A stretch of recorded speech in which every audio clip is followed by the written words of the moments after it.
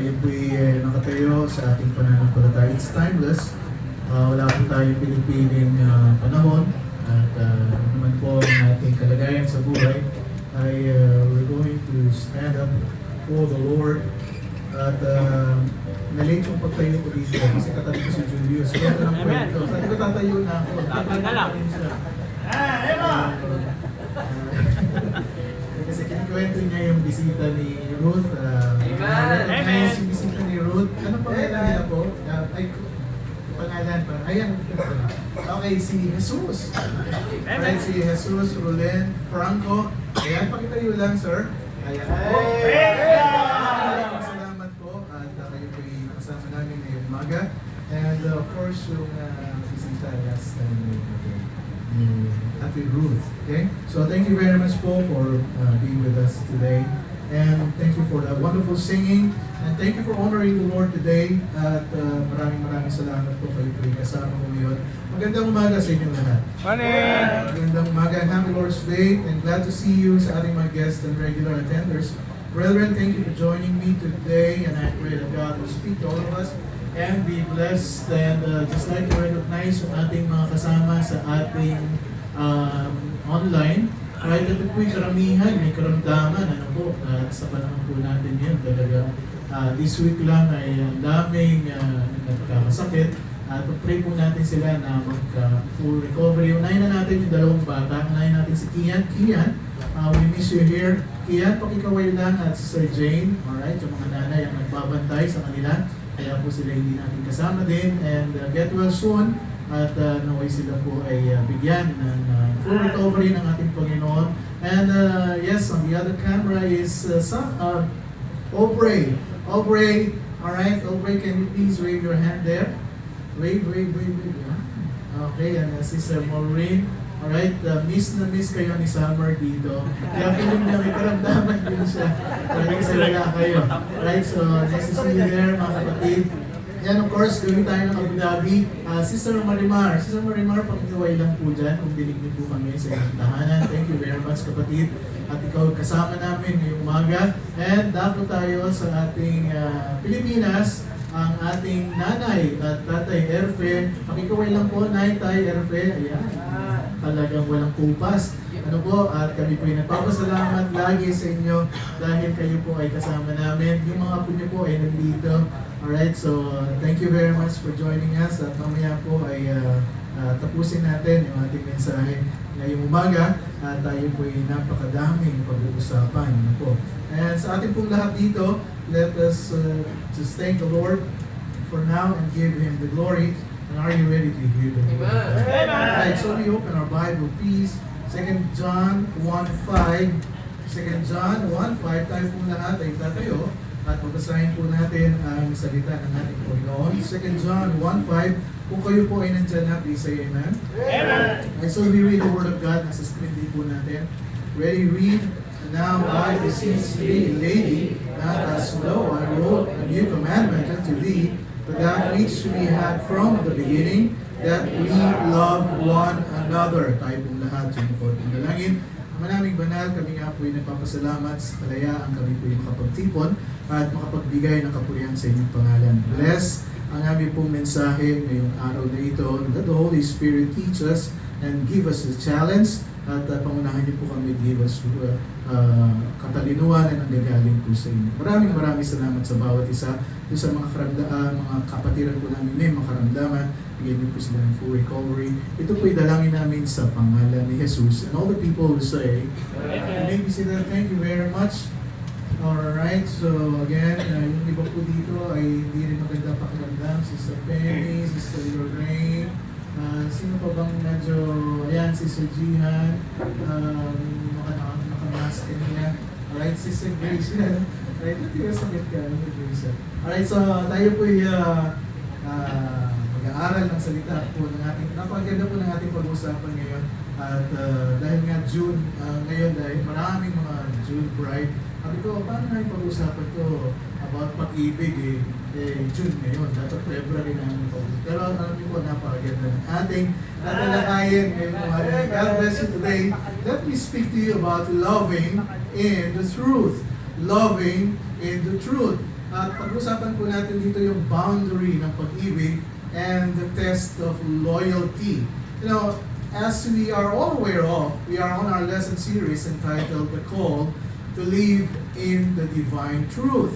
And we are taking our lesson reference to 2 John, this little epistle of 13 verses and brief ones at that, just occupying really a portion of one page sa ating pong Biblia, and yet inspired by the Holy Spirit para instructionan tayo and edified po tayo to bring us to wondrous blessing of this word. And basahin ko po yung ating pinaka-context at basahin ko muna yung 2 John 1:5 to 8, pero wala po sa screen natin yung 1 to 4 at babasahin ko po yung 1 to 4 muna para mabuo natin. Ano po? 2 John 1:1, kung may Biblia rin po kayo, itignan niyo po dyan. The elder unto the elect lady and her children, whom I love in the truth, and not I only, but also that they have known the truth.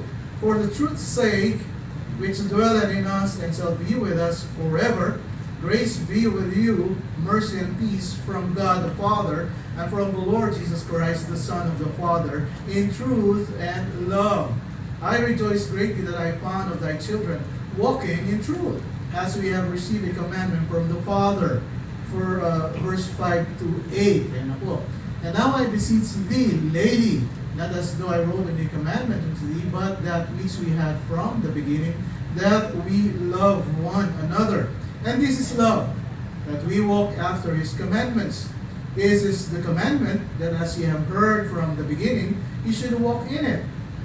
For many deceivers are entered into the world, who confess not that Jesus Christ is come in the flesh. This is a deceiver and an antichrist. And look to yourselves that we lose not those things which we have wrought, but that we receive a full reward. As you all know, mga kapatid, from our prior studies, we've discussed last time how to live in the truth. Ito po yung unang punto natin sa ating pinag-uusapan. And in the first 4 verses na binasa ko kanina, yung pong truth appears 5 times. And we are introduced immediately to the theme of this letter. It is about the truth. Ito pong 2 John na pinag-uusapan natin dito, it is about the truth. It is about loving in the truth. It is about knowing truth. It is about upholding the truth. It is living for the sake of the truth and walking in the truth. It's about the truth.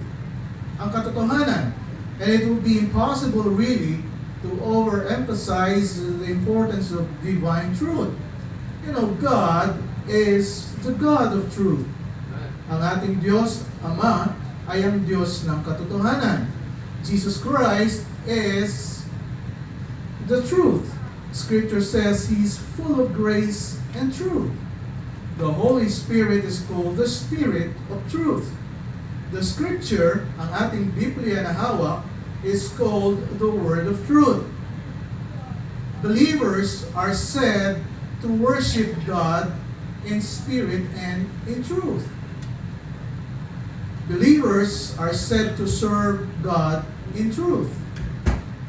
Believers are said to worship God in truth, to walk before Him in truth, to speak the truth, obey the truth, arm yourselves with the truth, you battle with the truth, love the truth, guard the truth.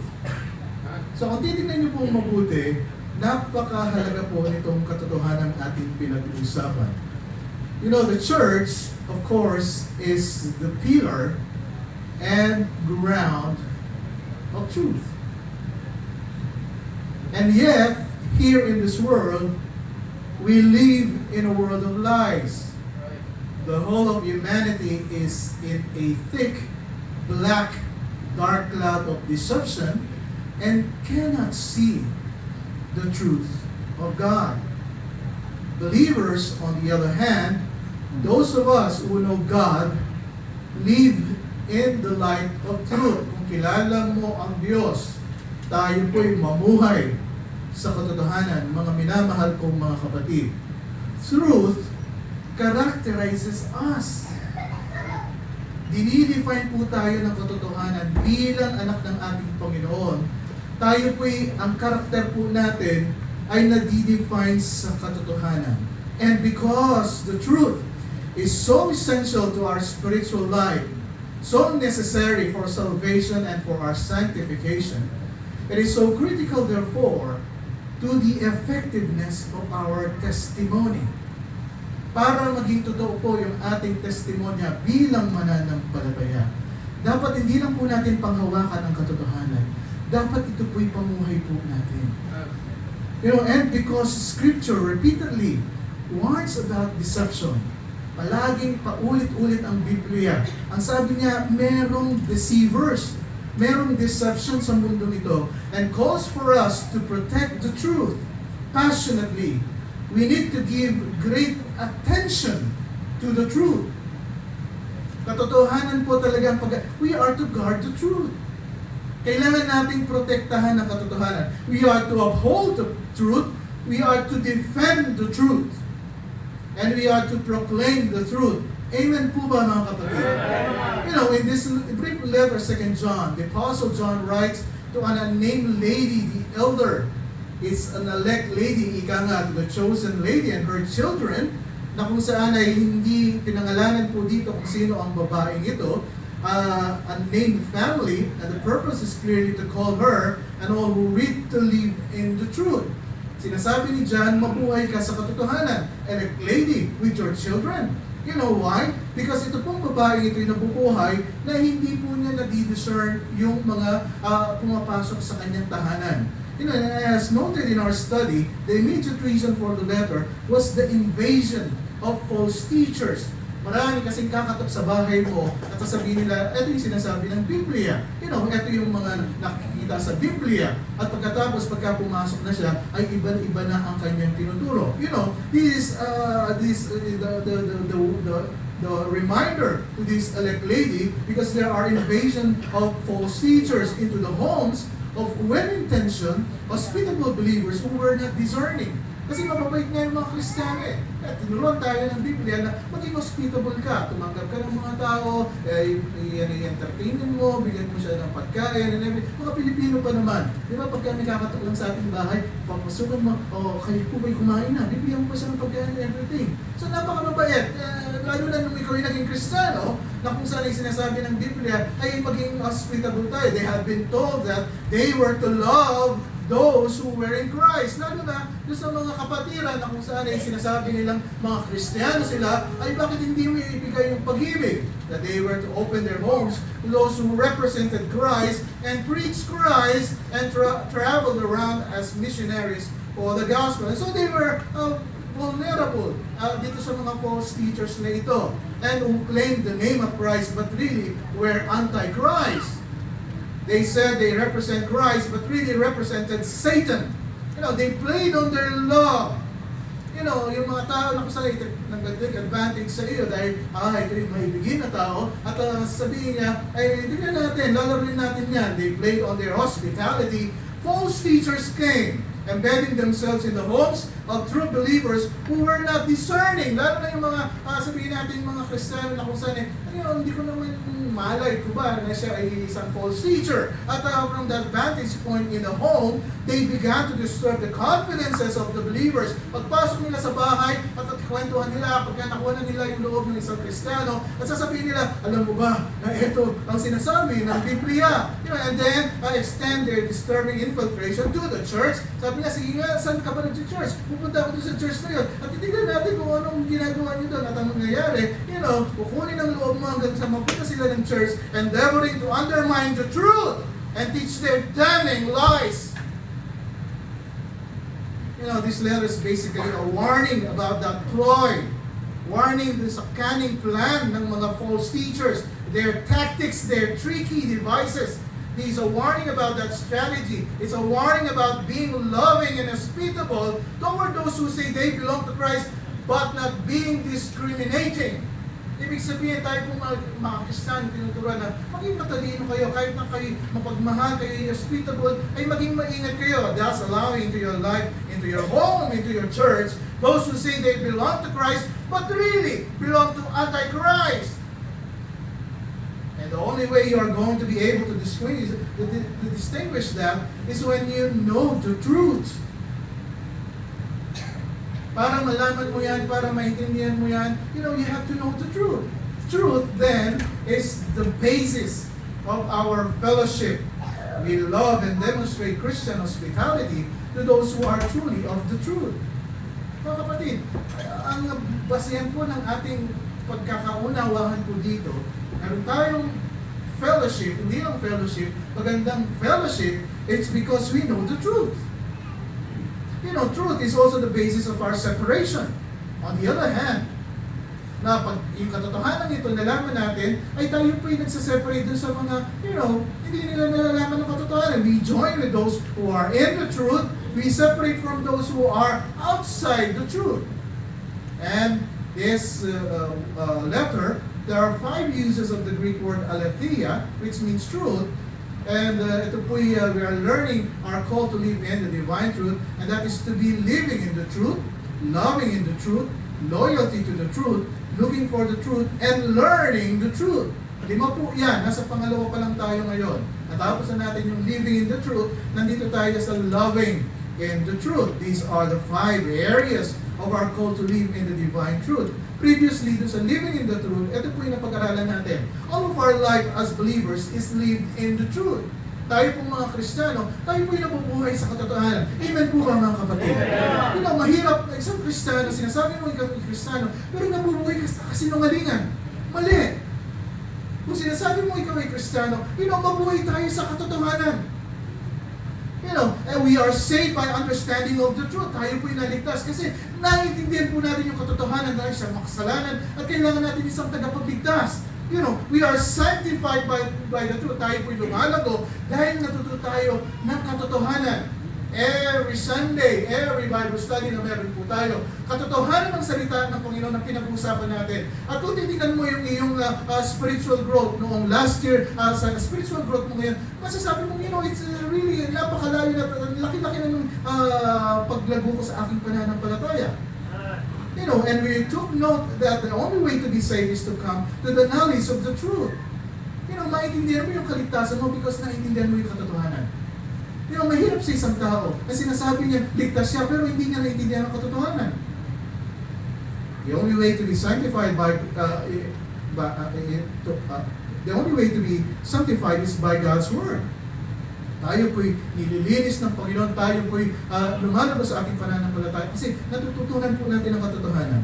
The truth unites us, the truth indwells us, the truth blesses us, and the truth controls us. That's my review. Lesson number 2. Loving the truth. Loving in the truth. While we are living in the truth, wala po tayong excuse for being so devoted to the truth as to be unloving. Sinasabi natin tayo nabubuhay sa katotohanan, pero wala po tayong dahilan na sabihin natin, I'm devoted to the truth, pero hindi tayo mapagmahal. John is not saying here that you are supposed to become so critical, so analytical, so discerning, and so skeptical that the truth literally overpowers your responsibility to love. Marami kasi mga tao sa akin, alam ko naman yung katotohanan pero pagka pinag-usapan yung pag-ibig, nasa na pag-ibig mo, alam mo nga yung katotohanan, pero hindi ka naman umiibig. It's overpowering the devotion of the truth sa buhay mo. Puro ka nalang katotohanan, pero nasa ng pag-ibig? Rather he says truth is always upheld in perfect balance with love. Kaya nga sabi ng 2 John 1:5, and now I beseech thee, lady, that as though I wrote a new commandment unto thee, but that which we had from the beginning. Ito pa noon pa, ang sabi niya, meron na tayo nito, that we love one another. At tayo mag-ibigan sa bawat isa. God wants to make it very clear that while we live in the truth, we also live in love. Tayo po'y mabuhay sa pag-ibig. Philea kind of love. Ito pong pinag-usapan dito, which is brotherly love, sisterly love, the love of the brethren, without malice and without hypocrisies. At ito pong love on another, ito'y under pa rin ng agape love. Hindi mo pwede sabihin, this is the other kind of love, is only philea love. and I only love him, I only love the brother because it's phileo. No. Ito po yung sinasabi ng Panginoon na kahit na phileo yan, ayan ay under ng agape love. Truth, yung agape love, ito po yung highest kind of love. Ito po yung unconditional. Truth and love are in perfect balance. We do not use the truth as a way to be unloving, mga kapatid. Hindi po natin ginagamit yung katotohanan para tayo hindi maibigin. Tama ba? We do not use the truth to be inhospitable. Kasi naman, winarningan ako na, yung mga lahat ng, ngayon, hindi ko na kailangan gamitin ang pag-ibig. We do not use the truth to be unkind. We do not use the truth to be unmerciful and ungracious. Just the opposite. The truth is always held in love. Ang katotohanan po ay talagang hawak po dyan ay ang pag-ibig. The purest kind of truth embraces love. Now, let's look at verse 5. And now, sabi niya, since we are united in the truth, since we are indwelt in the truth, tayo ay blessed by the truth, we are controlled by the truth, and now then I ask you, lady, and I was writing to you a new commandment, which we've had from the beginning, you love one another. Part of the truth is to love one another. Kaya nga po, ito yung pinakabilin ng ating Panginoon. Sabi niya, aalis na ako, Panginoon. Huwag niyo po silang pabayaan.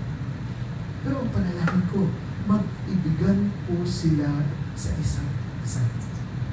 You know why there are a lot of churches na kung saan ay divided? Because there is no true love in that church. They only know the truth. They said, I know the truth. Pero yung truth na nalalaman nila, yun yung nagdi-divide sa kanila na kung saan they are becoming unloving, they are becoming inhospitable. Pero hindi po yun ang turo ng Biblia. Habang natututunan mo yung katotohanan, natututunan mo rin umibig ng tama. This command of Scripture, we love one another because loving is part of the truth. John is saying here that people of the truth will not resist his request to love. So he simply says, I ask you, elect lady, and your children. This is a request consistent with the living in the truth. Kung sinasabi mong ikaw ay nabubuhay sa katotohanan, sabi niya, this is a request consistent with being blessed by the truth. Sabi niya, we love one another. Hindi niya sinasabing yun, binawarningan kita na huwag mong entertainin yung mga taong pumapasok sa iyo. Pero sabi niya, learn to love one another. John says, I'm just reiterating what you already know. Hindi mo ba alam na ito yung tinuro na sa iyo? I will repeat. Bago pa tayo nagkita-kita dito, tinuro na ng church, tinuro na po ng salita ng Panginoon, ito pong about loving one another. This is very, very important. Because in a moment, on the other hand, we're going to see John calls for discrimination. Sabi niya, kailangan meron kang panukatan dun sa mga skeptical, mga analytical, calls for not just accepting everybody who says they are in Christ. But before he gets into that skeptical category here, he wants to reinforce the fact this is not a new commandment. Ang sabi ni John dun sa lady, elect lady, at sa kanyang mga anak, hindi naman ito bagong commandment. Ito yung matagal na. You have been called into a fellowship marked by love. I will repeat. We are to love one another, mga kapatid. We are to open our hearts sacrificially to one another, to embrace them, and that includes hospitality along with other things. This is an echo of what John said in 1 John. 2 John ang pinag-aaralan natin. Pero doon sa 1 John, tatlo yan ha? 1 John, 2 John, 3 John. Doon sa 1 John, nabanggit na po niya yun. 1 John 2:7, anong sabi niya? I write nun, brethren, beloved, sabi niya, mga minamahal kong mga kapatid, I write no new commandment unto you, but an old commandment which you have heard from the beginning. The old commandment is the word which you have heard from the beginning. At ang sabi niya, if you belong to God, if you are in the light, you have to love your brother. John, as you know, became the apostle of love. Nung una, siya ay tawag na Son of Thunder. And dahil nga siya tinawag na Son of Thunder, he wanted to call down fire from heaven. Sabi niya, Panginoon, bigyan mo ako ng apoy dyan and incinerate a village that rejected the disciples and the Lord Jesus Christ. Nung una, pero at the long run, he becomes the apostle love. Kaya nga pagka binasa niyo po yung 1 John chapter 4 lalo na, makikita niyo po that God is love. Sinasabi niya that God is love. Because he became a man of love, is known then as the apostle of love. Kainos. I'm not telling you something you don't know. This is an old commandment, and you are to love one another. 1 John 2:7, this is an old commandment. Ito yung noon pa na pag-uusapan na to. You know, preacher, Pastor Art, Old Testament na naman yan, pinag-uusapan natin. At diba, ang Old Testament is about the law. It's not about love, it's about the law. The law was nothing but a summary. Kung titingnan nyo, pag-aaralan nyo pong maigi, it's a summary of love. Yung 10 Commandments is a summary of love. Kaya sabi ng Deuteronomy 6:5, love the Lord your God with all your heart, soul, mind, and strength.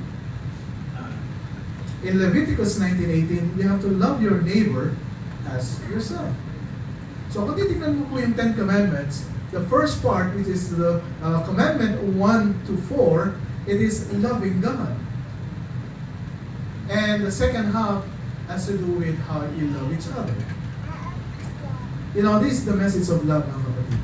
This is embedded in the Old Testament. It's about loving God and loving each other. Paantukin ko muna kayo dito sa aking intro ng about pag-ibig. Kasi mamaya po yung pinakita ko. You know, Mark 12:29, anong sabi niya? And Jesus answered him, the first of all the commandment is here, O Israel, the Lord our God is one Lord. And thou shalt love the Lord thy God with all thy heart, with all thy soul, and with all thy mind, and with all thy strength. This is the first commandment. And the second is like namely this, thou shalt love thy neighbor as thyself. There is none other commandment greater than this. Now, going back to 1 John 2:8, again, a new commandment I write unto you, which thing is true in him and in you, because the darkness is past, and the true light now shineth. And how can this be? Paano mangyayari ito? While the commandment itself is old from the beginning of our salvation, you know, we have to love one another even before. So titingnan niyo pong mabuti. Ang sabi ngayon ni Pablo, I am writing a new commandment to you. Kanina, old commandment, tapos ngayon naman, a new commandment. And here's why. This new commandment is loving one another. 1 John 2:8, again, a new commandment I write unto you, which thing is true in Him. Ito pong loving one another na ito, loving in the truth, is true in God. Bakit nasabi natin totoo ito? Because, paano mo ma-explika ang pag-ibig ng Diyos sa tao? You know, marami kasi mga tao sabi nila, you know, paano akong iniibig ng Panginoon? Dami-dami kong problema ngayon. Diba? Dami-dami kong pagsubok ngayon. Diba, kung mahal talaga ako ng Panginoon, sasagutin niyo yung mga panalangin ko. You know, again, a new commandment I write unto you, this thing is true in Him. God has never been a man before. Ito pong pag-ibig na ito, ay talaga pong nakita natin, you never had the opportunity to have such a perfect model of love. Ito nga po yung John 13, having loved His own, which were in the world, He loved them unto perfection. The disciples saw what perfect love looked like nung ang Panginoong Jesucristo ay nakasama po nila. Ito po yung tunay na pag-ibig. Nag-manifest po. They saw the perfection of God's love for them, in the incarnation and self-emptying and condescension of the Lord Jesus Christ. Philippians 2:1. Ang sabi niya, if there be therefore any consolation in Christ, if any comfort of love, if any fellowship with the Spirit, any bowels and mercies, fulfill ye my joy that ye be like-minded, having the same love, being one accord, one mind. Let nothing be done through strife or vainglory, but in lowliness of mind, let esteem other better than themselves. Look not every man on his own things, but every man also on the things of others. Let this mind be in you, which was also in Christ Jesus, who, being in the form of God, thought it not robbery to be equal with God. Dahil sa kanyang pag-ibig, which is true in Him. He made Himself of no reputation, and took upon Him the form of a servant, and was made in the likeness of man. And being found in the fashion as a man, He humbled Himself, and became obedient unto death, even the death of the cross. Kung titignan niyo po maigi ito, this is the perfect love. Tayo mga tao, kung maghahanap tayo ng tunay na pag-ibig, kayong mga singles kayo, to all you young people, if you're going to search for a perfect love, ito po yan.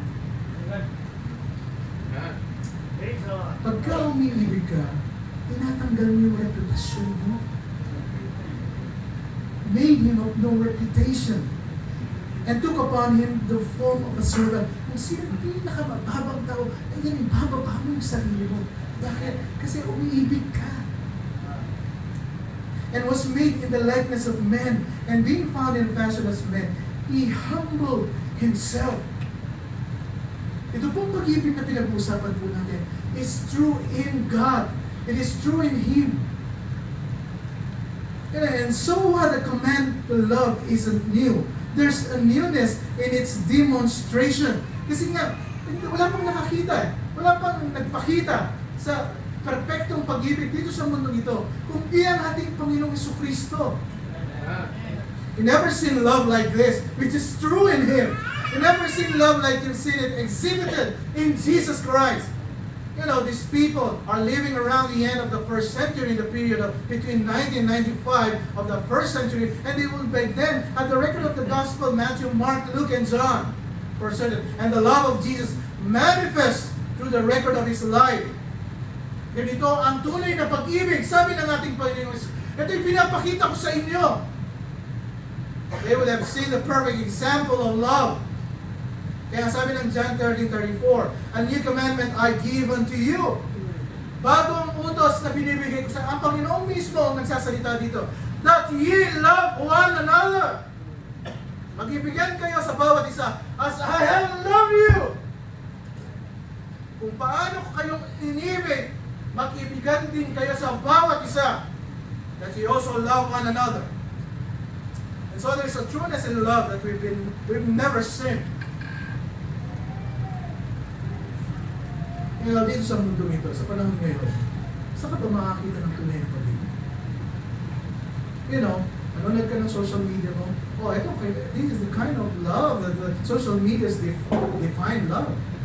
Ang makikita mo ngayon, puro awayan sa Facebook. Dati yung Facebook nilikaya para connect with friends and yung magkakamustahan kayo. Pero may talagang personalan na. Di ba? Pangalan na lang ang kulang, pangalan na lang. Di ba? Dati Friendster kayo, di ba, Brad? Facebook na. Instagram na kami. Yung Facebook, di ba? Puro away yung makikita mo. Kaya sabi ng isa, Pastor, hindi na po ako nag-Facebook eh. Why? Kasi very toxic. Toxic. Umaga pa lang, di ba, hinahanap mo yung Facebook mo. Di ka pa nga nakakapag-toothbrush eh. Toothbrush ka nga muna. Di ba? Facebook mo talaga yung hinahanap mo. Kapagkatapos sasabihin mo, ang pag-ibig ay ganito. Saan mo nakuha yung definition? Sa Facebook ko. Diba? Sa social media, sa YouTube, Doon ko kinuha yung, the information about definition of love. Pero sabi ng Biblia, ito nga yung tunay na pag-ibig. Yung talagang yung reputasyon mo, talagang hindi mo na iisipin. You're going to humble yourself kasi nagmamahal ka. It's true in Him. Totoong-totoo sa Kanya. Nagsakripisyo siya, binigay niya ang lahat. Kasi umiibig siya, kasi inibig niya tayo.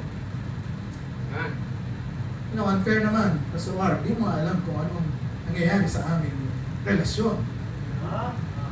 Hindi ka naman dapat malaman niya. Unless nasabihin mo sa akin. It's not only true in Him, at ang sabi niya sa second point natin, true in you. Again, a new commandment I write unto you, which thing is true in Him, itong pag-ibig na ito'y totoo sa Kanya, at totoo rin sa inyo, and in you. It is true in you. Itong pag-ibig na ito'y totoo sa inyo. Believers, we're talking about believers here. Ang pag-ibig na pinag-usapan nito, totoong-totoo, what does that mean? Well, that mean is there's not only a new understanding of love because of what you see in Christ, but there's new understanding of love because of what the Holy Spirit is doing in you. The love of Christ is set abroad in our hearts. Ang pag-ibig ni Kristo ay talagang tinanim niya sa ating mga puso, mga kapatid. The fruit of the Spirit is what? Love. Ang bunga ng Espiritu ay pag-ibig. You now have a new comprehension of love, not only by the example of Christ, but by the indwelling of the Spirit. At kung naintindihan mo to, if the Holy Spirit is indwelling in you, well, the love that we are talking about is in you. The true love. Ephesians 3:17, that Christ may dwell in your hearts by faith, that ye being rooted and grounded in what? In love. Bakit ba tayo mga Kristiyano, tayo pa yung palaaway? Tayo pa yung tayo pa yung nagsisimula ng awayan? Hindi nga po ba? Ay, hindi ko siya ka-level, Pastor. Ayoko nga ang kulay ng kanyang damit. Di ba? Hindi kami magka-level.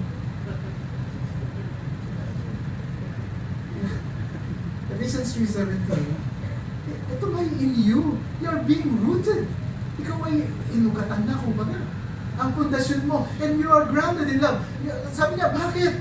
So that you may be able to comprehend with all saints what is the breadth, the length, the depth, and height, and to know the love of Christ, which passeth knowledge, that might be filled with all the fullness of God. Kaya nga po mga kapatid, mga singles natin dito, mga young people natin, kung hanap kayo ng pag-ibig, the passeth knowledge, that all might be filled with all the fullness of God, hanapin nyo sa salita ng ating Panginoon. Amen. There's a newness to it, mga kapatid. You have to love the way I love you. Ang sabi ng Panginoon, kung paano ka umibig, ay kung paano kita inibig. Nothing reference is always from God. Kasi maraming tao ngayon, dahil exposed tayo sa ating social media, yung ating pag-ibig ngayon ay based reference to Google kung anong sinabi niya sa atin. Ngayon, kung anong sinabi ni ChatGPT sa atin. Tama po ba? Pero mga kapatid, lumalayo na tayo sa sinasabi ng Biblia. You are to love the way I love you, and I'll put my spirit in you, and His fruit will be love. At ang bunga niyan ay pag-ibig. 1 Thessalonians 4:9. But as touching brotherly love, ye need not that I write unto you, for ye yourselves are thought of God to love one another. Talagang tinuruan tayo ng Panginoon na mag-ibigan tayo sa bawat tayong mga magkakapatid sa pananampalataya. Walang maputi, walang maitim, walang pango, walang matamos ang ilong, walang taga-Ilocos, taga-Iloilo, walang taga-Mindanao, walang taga-Pampanga, walang taga-Cavite. Sabi ng Panginoon, you have to love one another. See, brethren, you don't need a lecture on love. We don't need a lecture on love. We are taught by God to do it. We are taught by God to love one another. You know, there's a dimension of it never been seen before, lived out in the example of Christ. You are thought of God on the inside to love. You know, tayo po'y tinuturuan ng Panginoon sa ating loob, sa ating inside us. Note to our young people, singles. Yan talagang highlight yan sa aking note. Note to our young people and singles. You know, often mistaken for love is what people call infatuation. Listen carefully, singles. You know, infatuation is an intense feeling of attraction for someone or something. Often mistaken for love, infatuation can feel like the real thing, but usually lasts only for a short time. Baka infatuated ka lang.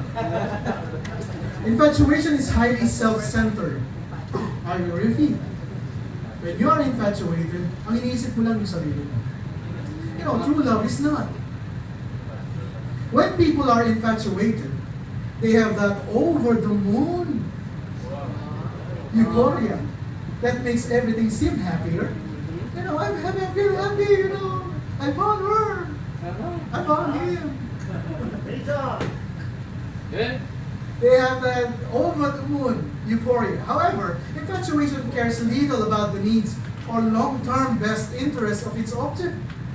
Kasi nga, when you're infatuated, ang iniisip mo lang yung sarili mo. It only wants the feeling to continue.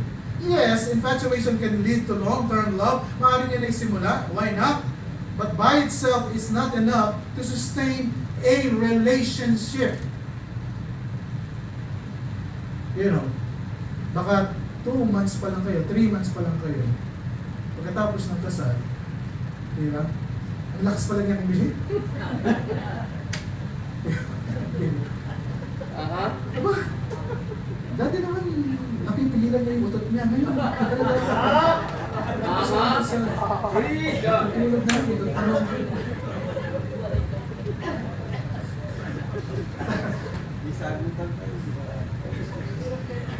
you know, when we compare infatuation, listen carefully. When we compare infatuation with love, we begin to see the difference. Singles, young people. Infatuation is driven by emotion. Because you feel it. I'm seems happy, chaser. But love is driven by commitment, mga kapatid. You know, hindi lang siya 1 month, hindi lang siya 2 months, hindi lang siya 1 year. It is a commitment. Na kahit na nahihilig pa yan, kahit na umungkot pa yan. Diba? Tatabihan mo. Habang buhay mo. Infatuation cannot wait to be satisfied. Love waits for God's timing. Infatuation cares mostly about self-satisfaction. Love cares mostly about other person's best interest. You know, pagka ikaw ay umiibig na, tunay ito. You know, ang iniisip mo hindi ng sarili mo, iniisip mo na siya. Infatuation spawns a host of other sins. Pagka infatuated ka, be careful. Kasi maaaring maglitan sa kasalanan, such as a lust, discontent, and covetousness. That love spawns a host of godly qualities such as peace. Pagka tunay na pag-ibigan, payapa ka. Amen. Amen, husband. Amen. Amen, wives. Young people, singles. You want to find a true love. You know, you are peaceful. Payapa ka. Makakatulog ka ng mahimbig. Kasi pagka hindi tunay na pag-ibigan, di ba? Matutulog ka na lang, iniisip mo pa kung ano sila. Hindi sa akin, makitext ko nga siya. Isang linggo, hindi ko siya kakukustuhin.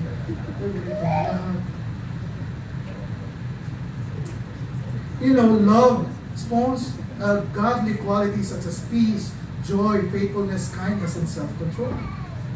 Infatuation demands. Di ba? Kailangan kita ngayon. Punta ka dito. I want to see you. Why didn't you text me yesterday? Why didn't you send me SMS yesterday? I'm waiting.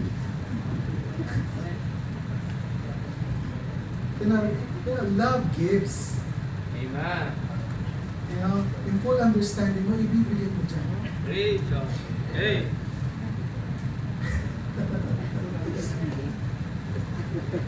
Infatuations act foolishly. Kapag ka-infatuated ka lang, di ba? Lahat gagawin mo para mapansin ka.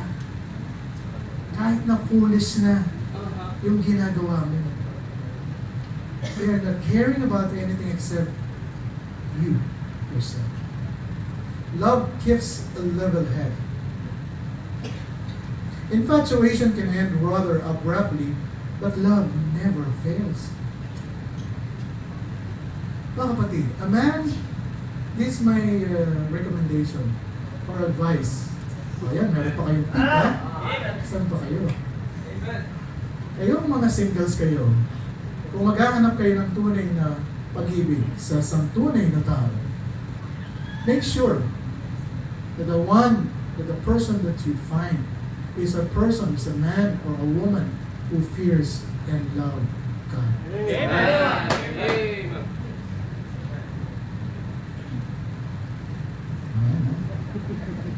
It's a tip. A man or a woman who will not keep you away from God.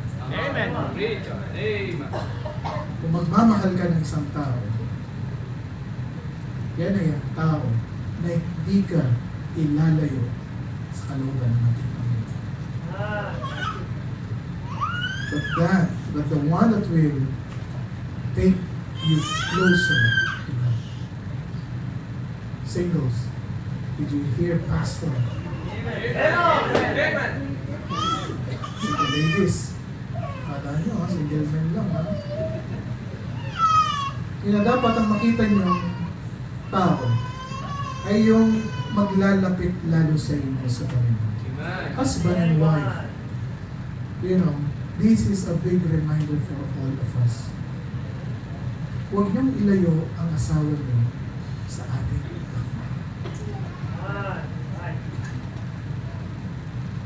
ilapit niyo siya. I'm here to help. I'm here to help.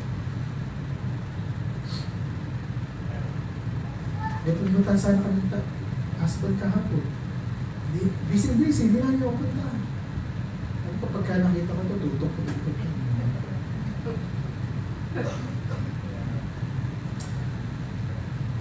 This new commandment that I write unto you, which is true in Him and in you, because the darkness is past and the true light now shineth. Mga kapatid, nung binigay po sa atin ang commandment na ito, ang sabi ng Panginoon, the darkness is past. Ang kadiliman ay lumipas na. And the third one, the true light is in Jesus Christ. The true light now shineth. Ito po'y lumiliwanag na. The true light is the Lord Jesus Christ, and He has manifested His glory, the glory of His kingdom. He's inaugurated the kingdom of light. Ang sabi niya, kayong mga niligtas ko, kayong binigyan ko ng kaligtasan, ito na nga yun sa buhay niyo. Yung kadiliman, tinanggal ko na nga sa inyo. Ito nga yung liwanag. His kingdom is also love. Therefore, His kingdom is marked by, characterized by light and love. Maliwanag po sa atin, mga kapatid, kung ano yung pinag-usapan nating pag-ibig na ito. The light began to dispel the darkness. Because Jesus is light. Jesus is love, and Jesus is light. Naiintindihan po natin ang pinag-usapan natin dito, mga kapatid. Amen. There's an overlap of the coming kingdom and the passing darkness. We are already kingdom citizens. We belong to heaven. Huwag niyo po kalimutan na pagka lumabas po tayo dito, ay babalik na naman tayo sa ating buhay na kung saan ay nasa buhay ng kadiliman. Kapatid, hindi ka lalago dyan. Right. Hindi ka tatatag dyan sa iyong pananampalataya. If you're going to stay there, palagi kang bumabalik, binabalikan mo yung nakalipas mo. Hindi ka lalagot, hindi ka tatatag sa pananampalataya. We are now blessed with all spiritual blessing in the heavenlies. I'm about to close. So love is an old commandment, but it's also new. Because we have seen it perfectly modeled by our Lord Jesus Christ.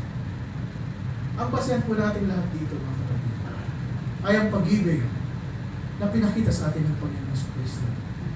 Kung tayo-tayo lang, we're going to define love kung paano yung nakita natin sa social media natin, hindi tayo tatagal dito. Kasi pinopromote po ng mundo ito ang pag-ibig na isang pag-ibig na makasagili. Opposite doon sa pag-ibig na pinakita ng Panginoon that He humbled Himself of no reputation. Yeah. Let's use this one. Let's love in the truth. Tayo umibig sa katotohanan. Maganda po ito. I'm going to continue with it, a very small part of it next Sunday. At dadako tayo dun sa number 3, which is the loyalty to the truth. Napakaganda po ito. Right, so 2 John 1:5, and now I beseech thee, lady, not as though I wrote a new commandment unto thee, but that which we had from the beginning, that we love one another. Pinag-aaralan po natin, loving in the truth. Tayo pong lahat ay tatayo, so we'll stand at peace, so we bow our heads and close our eyes, so we pray. Heavenly Father, we thank you, Lord, for your word that is spoken, and we thank you for the Holy Spirit speaking to us, and maraming salamat po sa pag-unawa na patuloy niyo pong pinagkakaloob sa amin. We thank you for this old commandment and a new commandment that was manifested by our Lord Jesus Christ. Ito pong tunay na pag-ibig, Panginoon, na pinagkaloob niyo po sa amin. Maraming salamat dahil tinuturuan niyo po kami na umibig ng aming mga kapwa-tao kung paano kayo umibig sa amin. Help us, Father.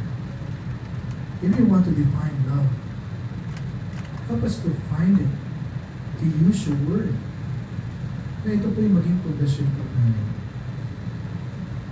Yes, we are infatuated to people. The infatuation is self-centered.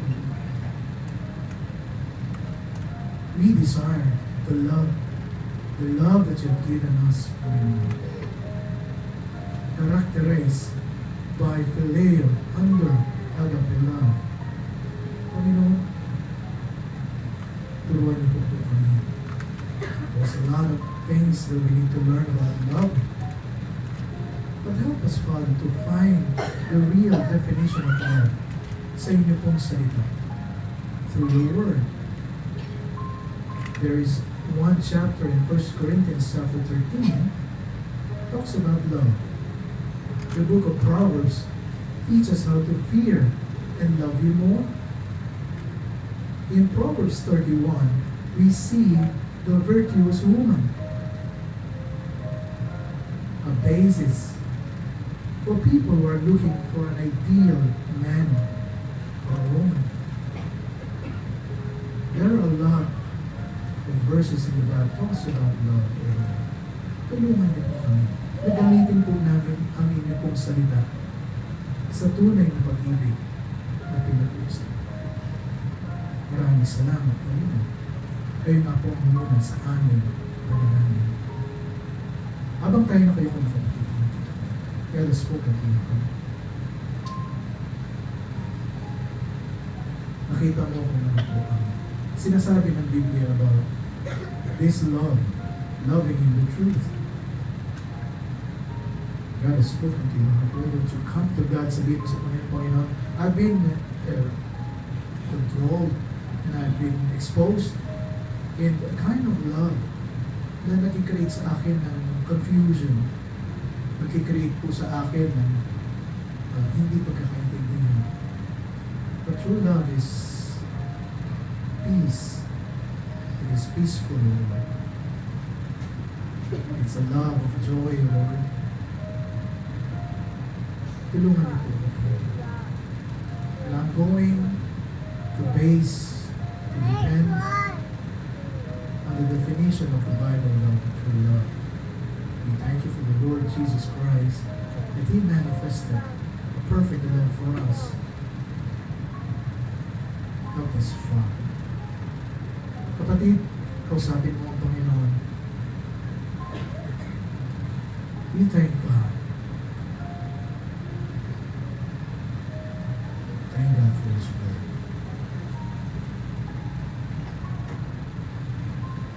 Sa ating mga young people, you pray.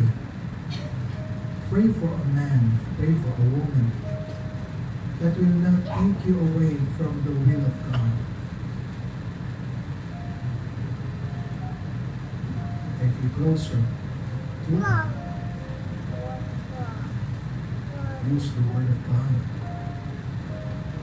about the definition, true definition of love. Keep on praying.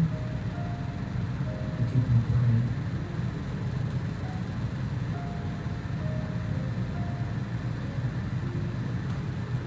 Shall we find a partner? Tayo po'y mananalangin sa bawat isa.